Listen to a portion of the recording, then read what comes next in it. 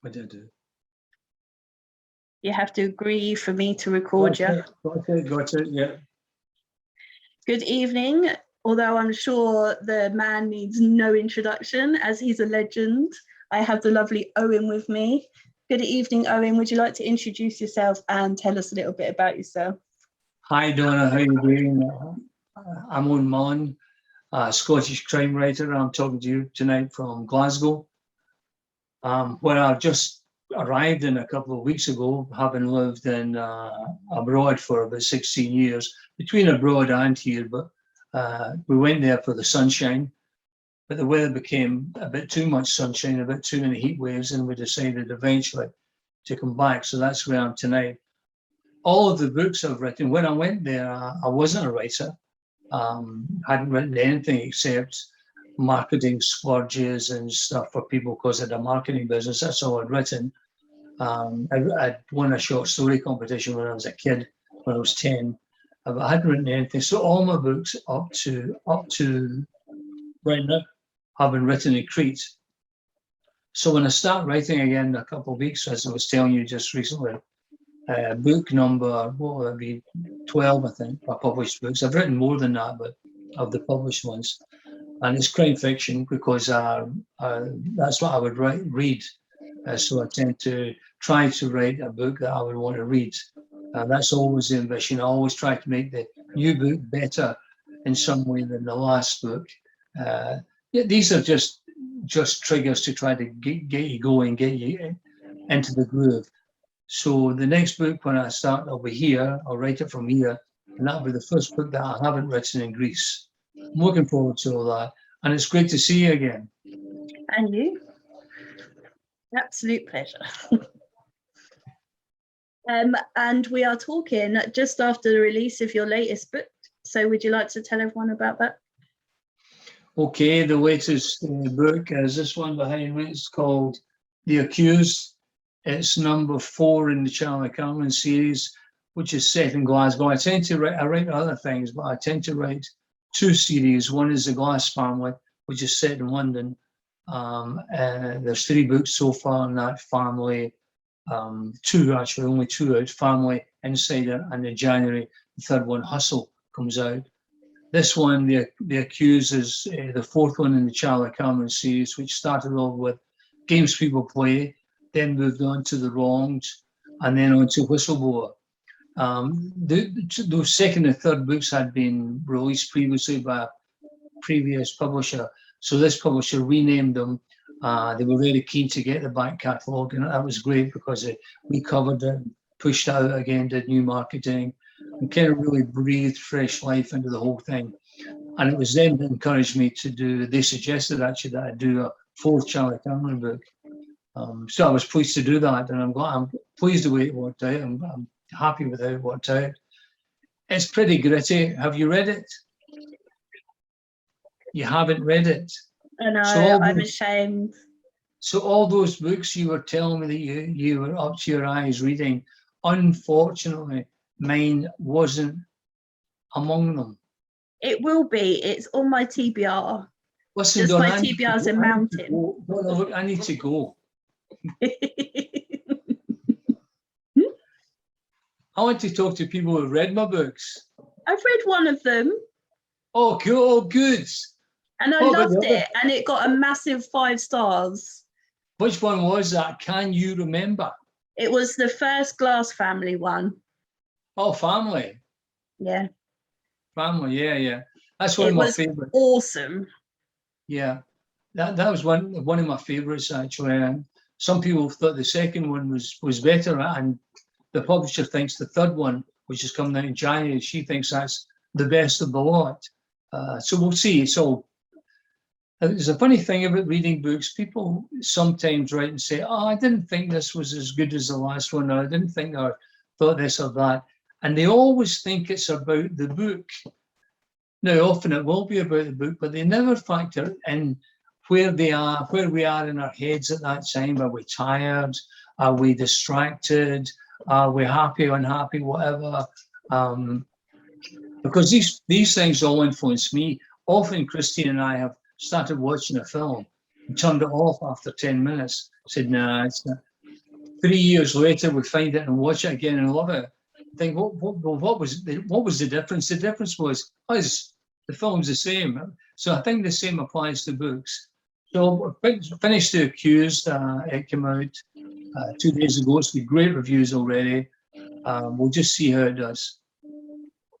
Yeah, I've seen some of the reviews and I really want to read it, but honestly, you authors, so demanding. I just don't have time. Yeah. Well, we've got all the time in the world, really. And all we do sit about drinking coffee all day and watching Cash in the Attic. Procrastinating, yeah, I know. Homes Under the Hammer. Can't wait. Or on a really good day, Escape to the Country.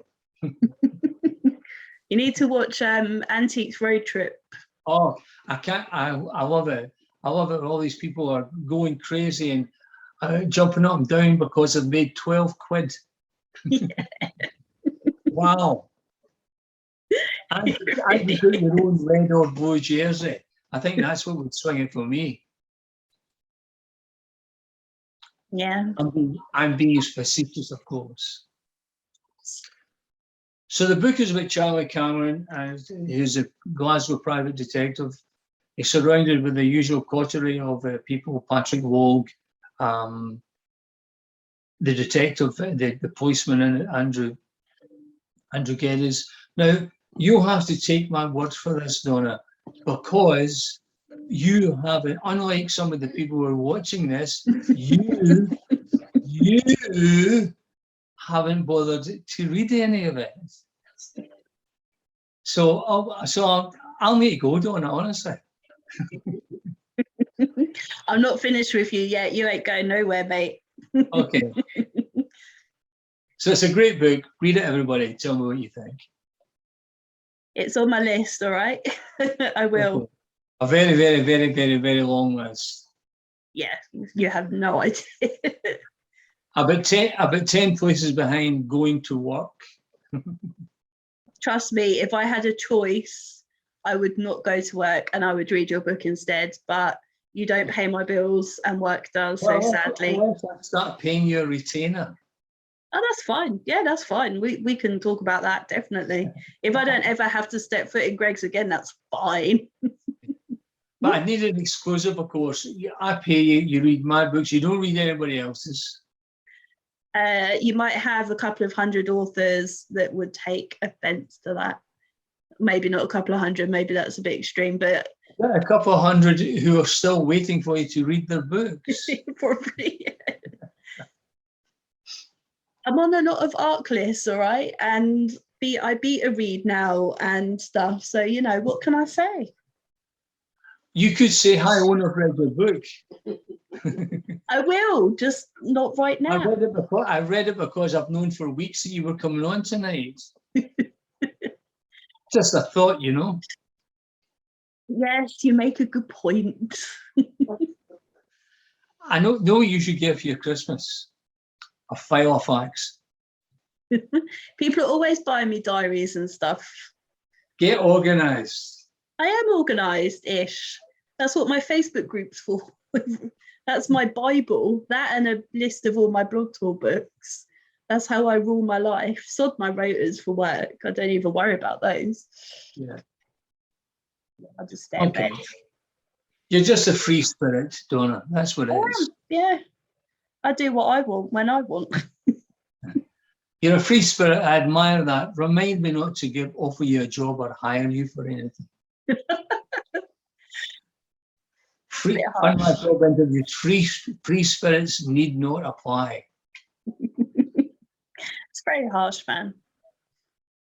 Smoking, vegan, free spirits, no dogs, all that kind of, those kind of adverts you used to have for flats. Non-smoke. Oh, you'd be sued to Kingdom Come now. Jeez. So, Mr. Mullen, if you were to be a character in any of your books, which book would you choose and which character would you be? Well, I think I would be the lead character in I'd either be Charlie Cameron in the Charlie Cameron series, or I'd be Luke Glass in the Glass family series. They're the main characters. There's quite a lot of them in me, in them anyway, and I like those guys. Now, one of them is a good guy. The other one isn't such a good guy, but I still like them as fictional characters. I still like them, so I wouldn't mind being either of them. In all the books you've written so far, what's been the most fun scene or chapter to write, and what's been the most difficult? The most difficult one to write was probably Whistleblower, which was originally called something else. I can't remember what it's called. It was originally called Before the Devil Knows You're Dead, and it's now called Whistleblower. That was the most difficult one. I wasn't in a great place at the time, and my wife Christine kind of helped me through that a lot. At one point, I didn't think I was going to be able to finish it, but I did. That was difficult. The most fun one, I liked writing family a lot. I liked doing that a lot. The book started off. It's an idea I had for years. It was called The Lucky Bastards Club, but the publisher who loved the book said we need to change the title because research shows that 15% of people don't pick up a book if there's a swear word in the title. So it changed to family, and again, that was my wife Christine's idea. I enjoyed writing that. I was just in the groove with that from start to finish. It wasn't difficult. It was just great fun, and I think it worked. You know, sometimes I always think I always judge how well the thing has worked for me. They normally work pretty well for me, but some work better than others. And I think that one really well for me. I enjoyed it. And at the end of it, I thought I've written a really good book here. So yeah, I would think that was one of the most fun ones to do. Do you have any favourite characters? Just one, no cheating. My favourite character is probably Pat Vogue from the Charlie Cameron series. He's a Glasgow white boy. He drinks all day. He's a terrible husband. He spends all his time picking horses at the bar. He's always skint. He'd kick his granny if the price was right. But he's actually a very good guy. And he gets all the funny lines. And in the new book, The Accused, someone has given him, rather than him sitting at the bar poring over the racing section of The Sun, someone's given him the big book of quotations. So he's poring over this when he's drinking his never-ending pints of lager. And he memorizes these quotes. And throughout the book, he'll suddenly come out with a quote from Voltaire or Gandhi or somebody like that, you know. And there is a point to all that at the end. But, of course, you would have to read the book to find that out, wouldn't you, Donna? I will.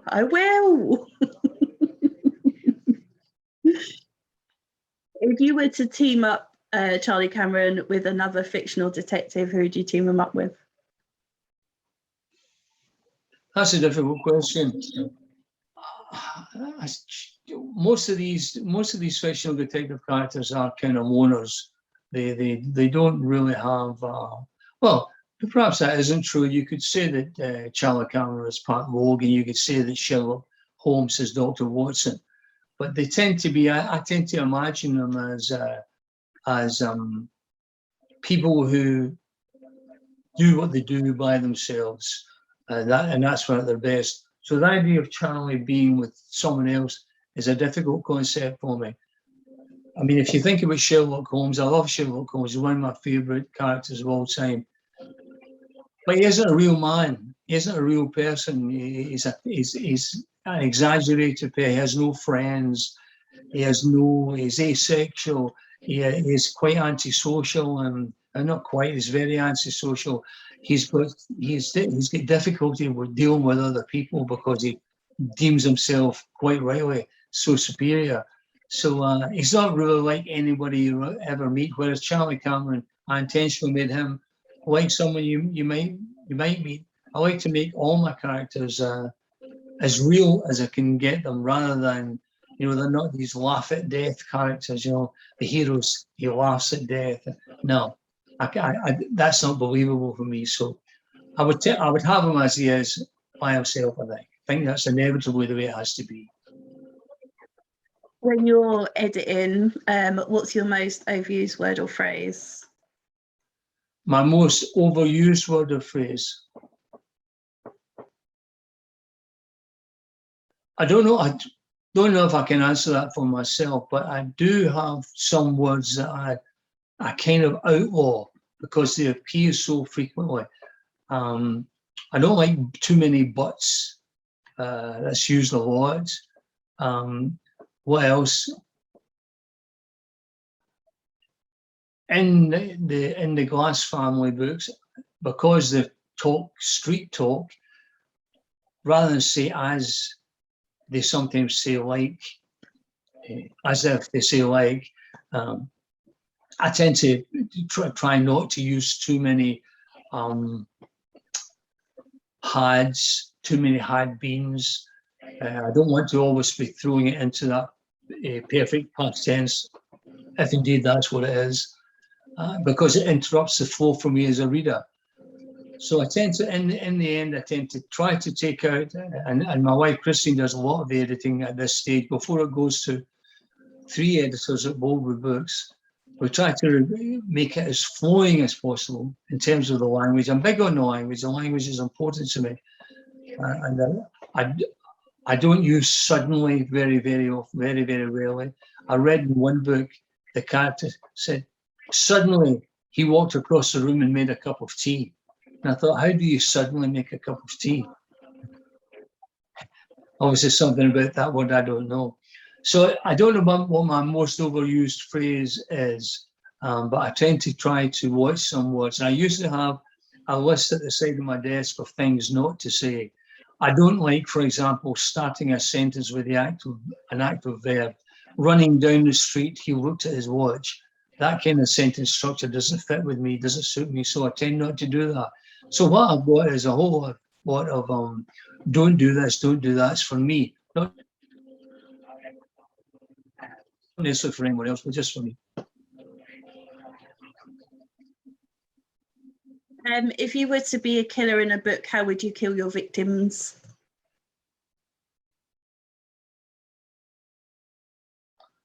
Well, in the books that I've written so far, everyone who comes to a nasty end comes to a different nasty end. I've used a lot of things that I can't really tell you about because it'd be spoiling the book, but I've used all kinds of terrible things have happened to them. I don't have a favorite. I don't have some people just need to be, you know, any way to kill them would be fine, wouldn't it? Some people deserve that long, slow death that we all talk about. Other people perhaps are worthy of a bit more mercy. In one of the books, the characters tend to get shot, so there's a kind of mercy involved in that. There's no hanging, making them suffer. I tend not to do that sort of thing where someone is tortured for days and blah blah, flayed alive. I tend not to do that kind of thing. I don't really want to read that, so I don't really want to write it. It's funny, a lot of authors I've asked that question, they know their answer. They know how they'd kill victims straight away. They've obviously thought about it. A lot of poison, actually, which is interesting. Well, funnily enough, in the latest, in the Accused, some of the action takes place in a place in Glasgow called Blythswood Square, which has historically been the red light district of the city. Now, it isn't so much now, it's kind of moved on, the trade's moved on. But I did a video there a couple of weeks ago talking about the book. And in number 7, one of these big Georgian houses, it's a very nice square. In number 7, in 1853, a woman poisoned her lover with arsenic. and she ended up appearing charged with murder at Glasgow Sheriff Court. She wasn't found guilty, although the general consensus was that she was guilty. I read that he wanted to finish the affair. That wasn't quite right. She wanted to end the affair because her family had found someone for her to marry. Her family were quite well to do, but he blackmailed her. So in Blythswood Square, you can find all that, and it's quite an interesting place. And it's back to your question, back to what you're saying. It's poison that she used. Apparently, poison is a woman's weapon. Yeah, it's funny though, when I was asked that question, I said I'd stab them 100 times. Yeah, really? Yeah. Poor Malcolm Hollandrake asked me, and I don't think he's recovered yet. I think he was a bit surprised. I think he's probably surprised that you'd already thought about it. Yeah, I know. Yeah, that answer was there as well. So, yeah, bless him. I think he was a bit taken aback. Yeah. He's like, why 100? I'm like, I don't know, just go to my head.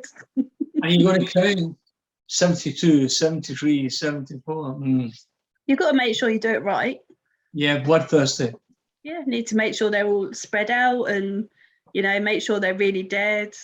I'm with you. Oh, I think you can make sure you're really dead, all right. Yeah, I mean, I study forensics anyway, so it's fine. I'd know when they were dead. It's all good. I'd know how to get away with it as well. Oh, do you? Well, that's the only two reasons anyone does a forensics degree is to know how to get away with murder and for the pictures. Of the graduation, that's it. That's all we're doing it for. So how do you get away with it? Various different, there's little tricks, obviously not leaving trace evidence. Brown leather covers blood. You can't recover blood DNA from brown leather. Okay. And or claim that it's the worst case of suicide you've ever seen. And obviously there's stuff that ruins DNA and cleaning products that destroys it and stuff. So yeah, or just have loads of mixture and then they wouldn't be asked to try and figure out which was which. Well, I'll tell you, you're all set for a life of crime, aren't you? Yeah, there's a little list, you know. Once I've got through that, then yeah. What will you do with your forensic degree when you've got it? I have no idea. So at least there's a plan then. I wanted to do a degree and then, well, actually my plan was to go into teaching and then COVID hit and everything that I wanted to do has kind of gone out the window because COVID.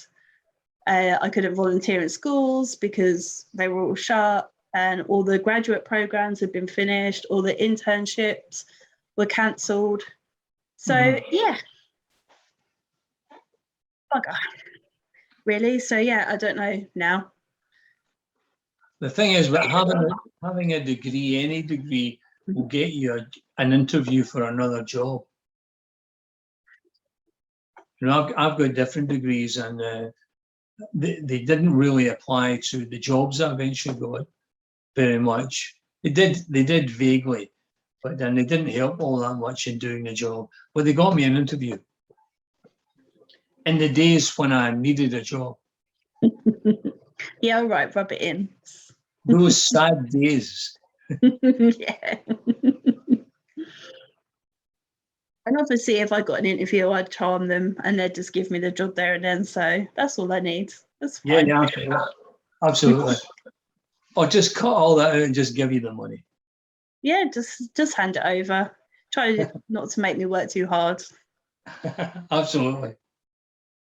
People say that to me at work. I'm like, you must be joking. Do you not know me? I don't work hard unless I absolutely have to.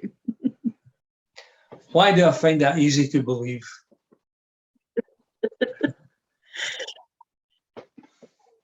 Yeah, I shouldn't say stuff like that, should I? But oh well, never mind. My area manager loves me, bought me chocolates recently, so. Oh, really? Yeah, because I helped him out. So I can't be doing too badly, even though I have nearly been fired twice. But I've got no final written warnings now. I'm completely clear of them. Oh, So good. it's all That's good. good to know. I had two. I had two on my file at one time. I have no idea how I've still got that job.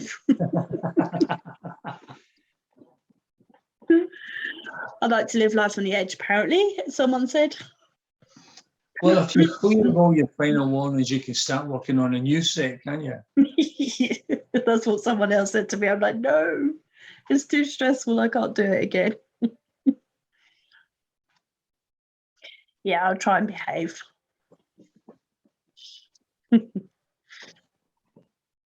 So now you're back in Scotland, does that mean that we might see you at some of the festivals next year? Yes, I hope so. I hope so. That would be good. It'd be good to get out, to mingle, to meet people. That'd be very good. Couldn't go to Bloody Scotland this time. Just too much to do. Everything's all over the place. But yeah, that would be one objective, Donna. Yeah. Any particular ones in mind? Like, I guess Bloody Scotland would be at the top of the list. Well, Bloody Scotland's an obvious one, but I would like to go to Harrogate. We'll see. We'll see. I hope so. Yeah. Then I'd get to meet you in person instead of via a screen. Absolutely. Yeah, then I can properly stalk you. Absolutely. Yeah. Well, I can't think of any more questions unless you think there's anything that I haven't asked you. No, I don't think there's anything you've asked me. I'll tell you again, the book's called The Accused. It was out a couple of days ago. It was out on the 21st of September. It's the fourth book in the Charlie Cameron series. It's got fantastic reviews so far. It's very gritty. There's actually two stories running in it. One is a kind of bona fide detective story that Charlie Cameron is the main character in, where Charlie is asked to prove that a guy who has done 15 years in prison for a murder he claims he doesn't commit was actually innocent in the first place. On the first day he's out, one of the witnesses who testified against him is found dead, so he's in the frame for that. So Charlie's got to try to prove he's innocent of that as well. It's an impossible case. And that's one story strand. The other story strand features Charlie's nemesis, East End gangster Sean Rafferty. Sean Rafferty's wife, Kim, wants to escape the marriage, and she asks Charlie, who specialises in finding missing people, if he could help her disappear. That's a very, very gritty story. That's a very raw story. But his other one's kind of clever detective work. This is kind of violent and, edgy. So together, I think they probably make a good read. Well, I'm looking forward to reading it. And when I do, I will share my review on my page. But I have seen some of the reviews and they are awesome. So I'm looking forward to reading it. Thanks, Dawn. Thank you. You're welcome, and thank you. Thank you for your time again. It's always a pleasure. Thanks very much. We'll keep in touch. And just before we go, would you like to tell everyone where they can find out more about you if they wish? You can find out more about me on my Facebook page. Basically, there's a lot of where else?